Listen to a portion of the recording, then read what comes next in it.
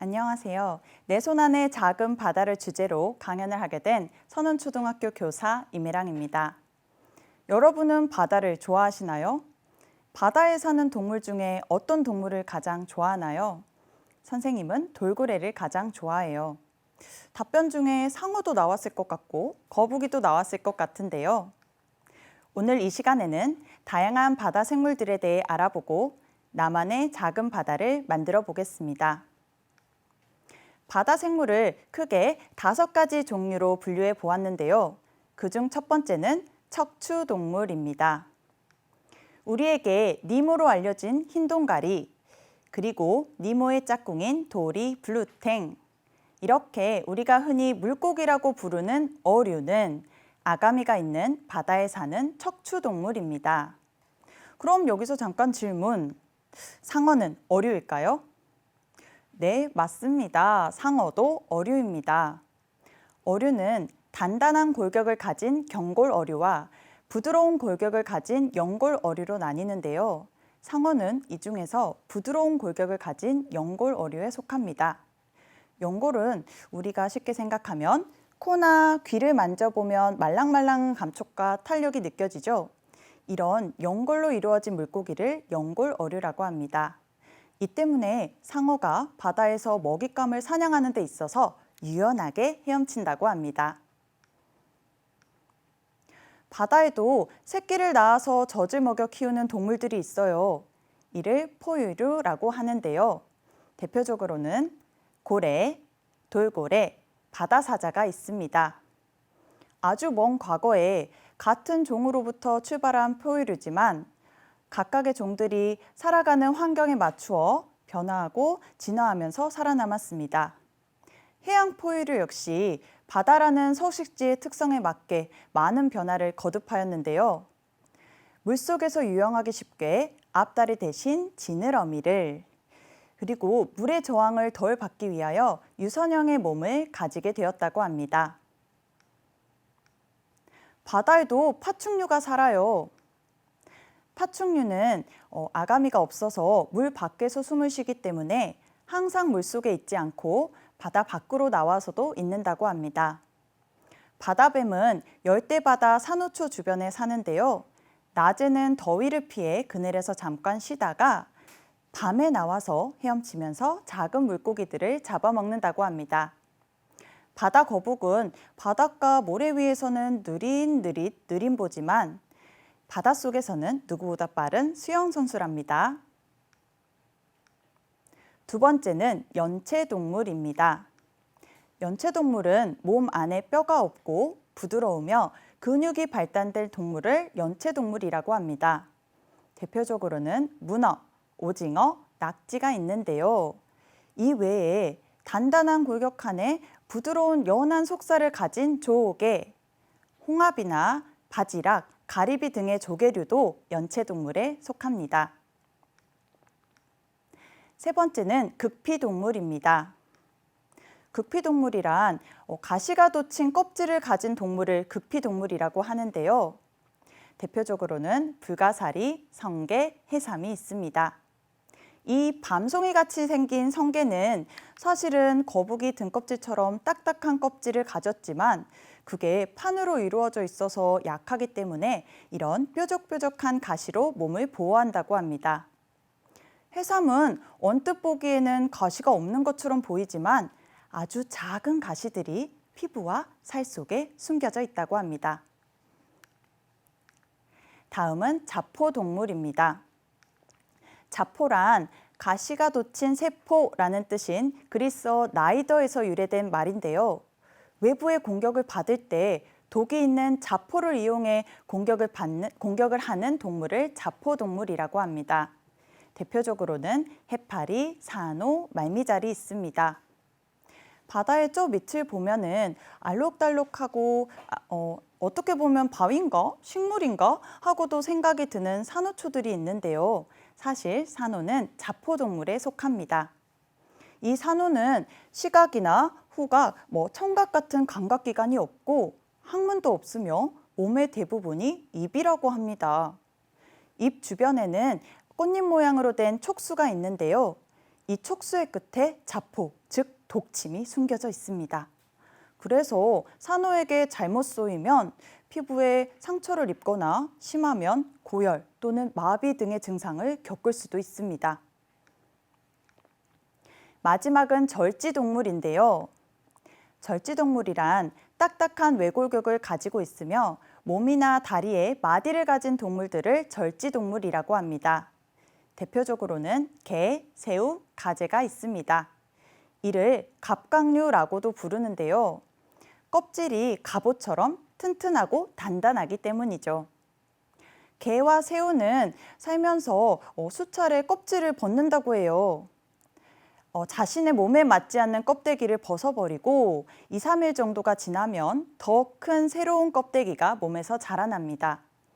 이 기간에는 껍데기가 아직 물렁물렁하기 때문에 외부의 공격을 받기가 쉬워서 최대한 움직이지 않고 조심한다고 합니다. 이렇게 다양한 바다 생물들에 대해 알아보았습니다. 그럼 지금부터 나만의 작은 바다를 만들어 볼까요? 필요한 준비물로는 도화지 또는 색지 3장, 가위, 풀, 색연필이나 사인펜, 파스텔 등의 색칠 도구입니다. 만들기에 앞서 정사각형의 종이가 필요합니다. 이를 위해 종이의 세로 길이와 가로 길이를 같게 잰 다음 가위로 오려줍니다.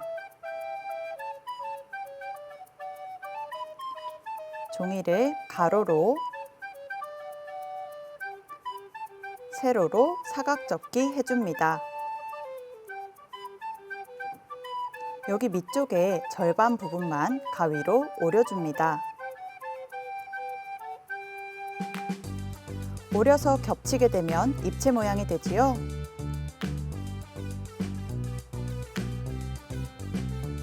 입체 모양에서 두 면이 만나는 곳에 연필로 표시를 해준 다음 이 두 점이 이어지게 바다의 바닥을 그려줍니다.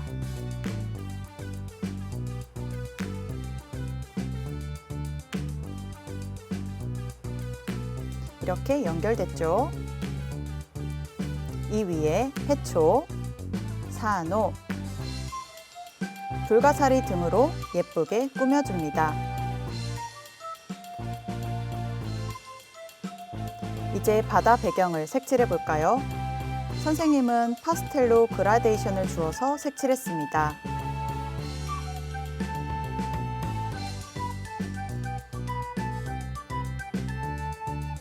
여러분들은 여러분이 좋아하는 색칠 도구로 푸른 바다를 채워주세요.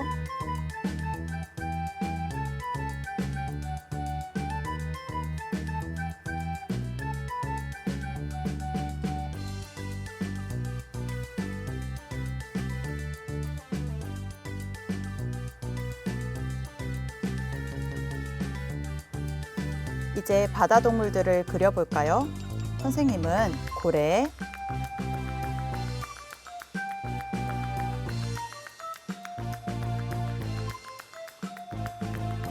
상어,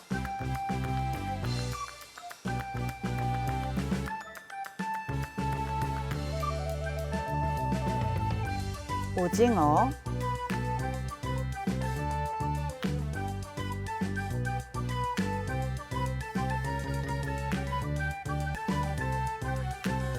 해파리,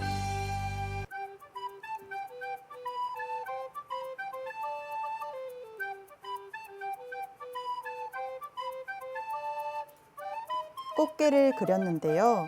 여러분은 여러분들이 좋아하는 바다 동물을 그려 나만의 바다를 꾸며주어도 좋습니다.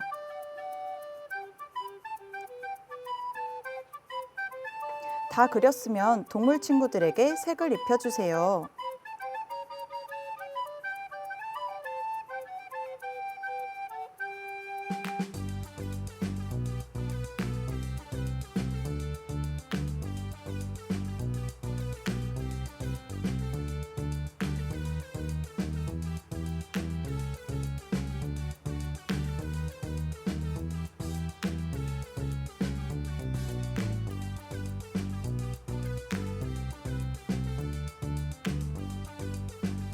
예쁘게 색칠까지 한 동물들을 오려줍니다.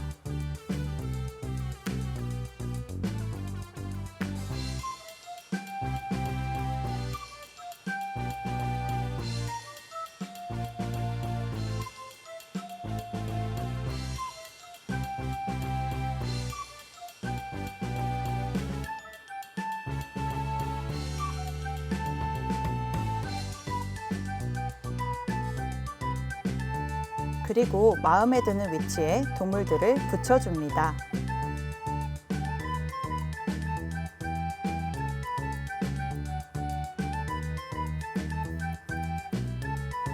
알콩달콩 너무 귀엽네요. 이제 표지를 만들어 볼까요? 종이를 4분의 1로 접어 색지나 도화지 위에 놓은 다음 크기를 따서 물고기 모양을 그려 오려줍니다.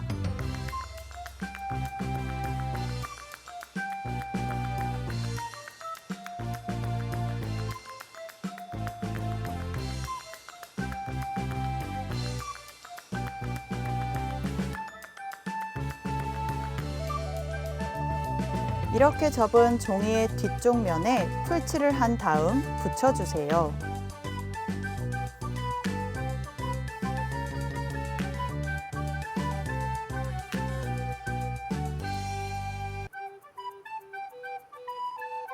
물고기의 눈을 그려 넣어주고 제목도 써줍니다.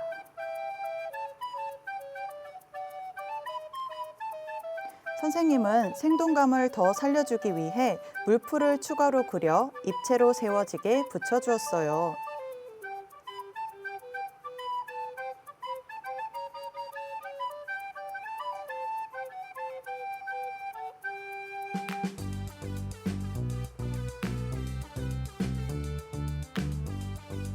자, 펼쳐볼까요? 입체북을 겹쳐주고 물풀까지 세워주면 내 손 안의 작은 바다 완성!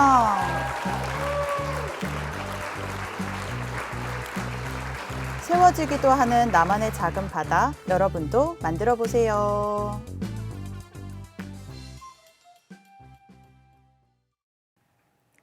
선생님은 나만의 바다에 5가지 동물 친구들을 그려보았는데요.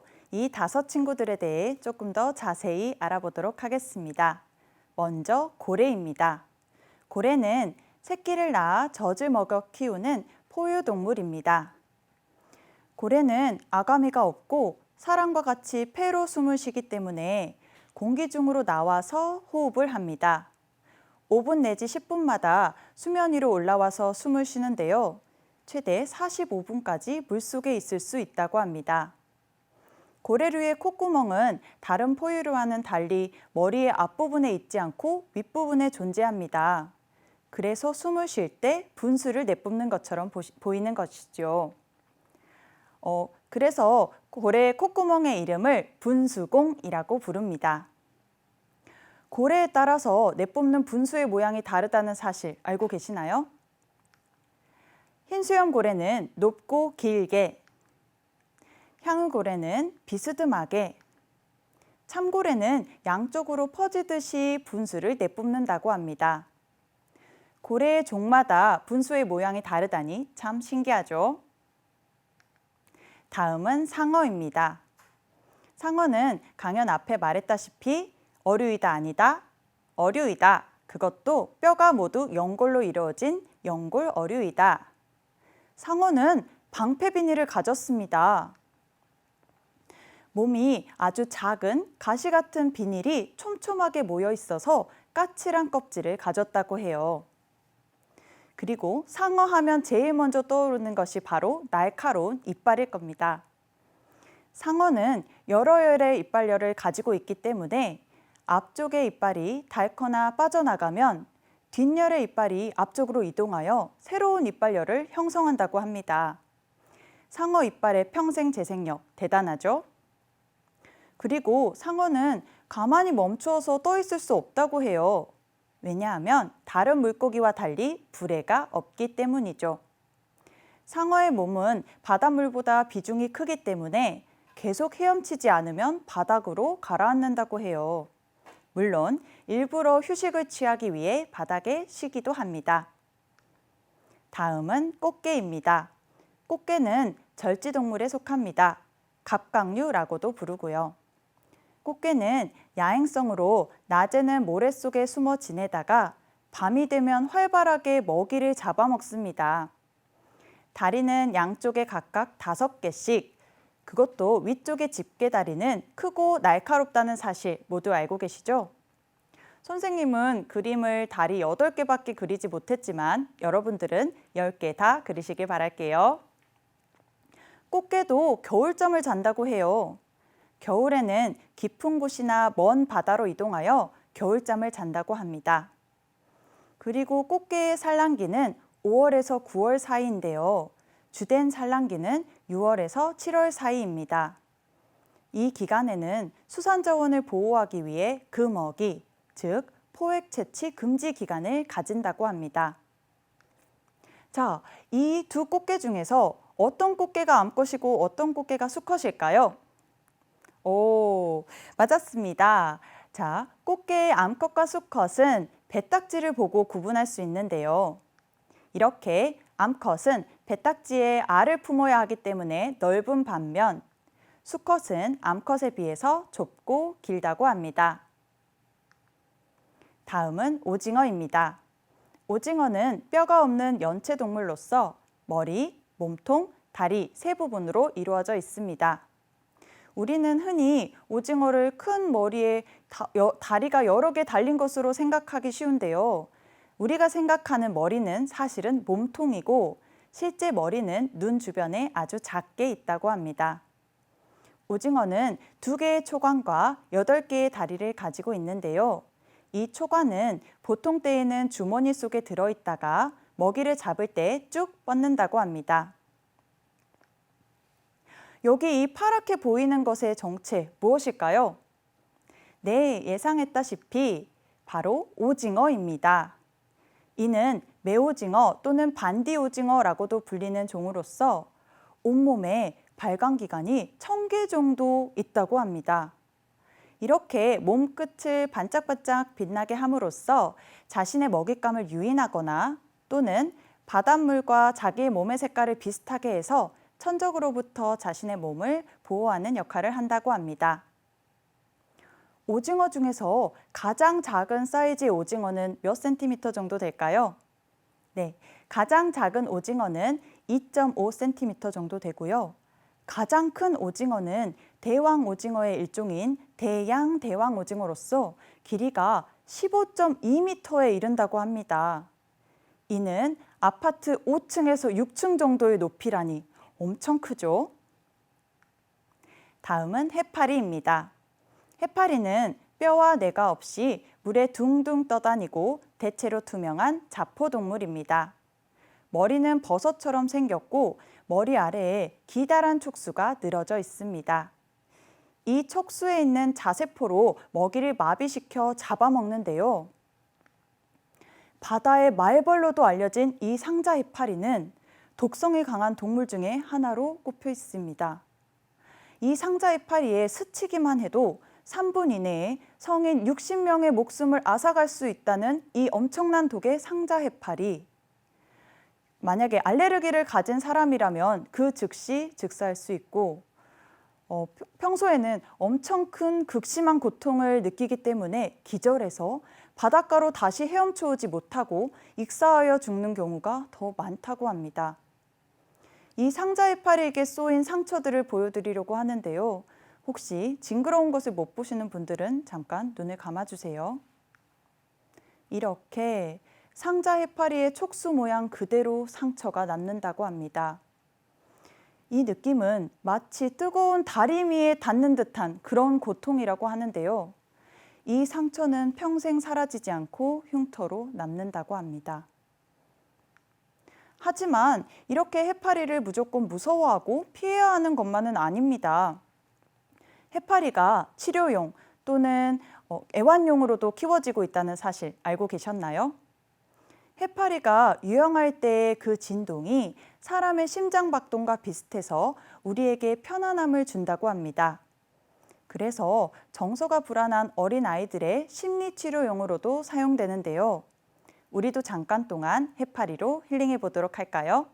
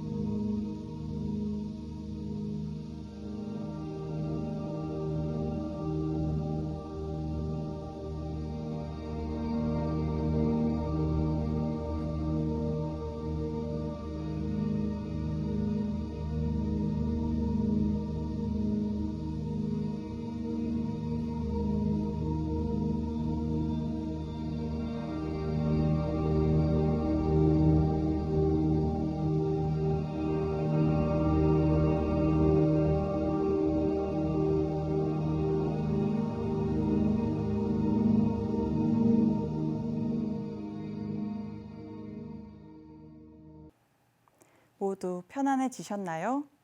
오늘 이 시간에는 다양한 바다에서 사는 동물들에 대해 살펴보고 나만의 작은 바다를 만들어 보았습니다. 이것으로 강연을 마치겠습니다. 감사합니다.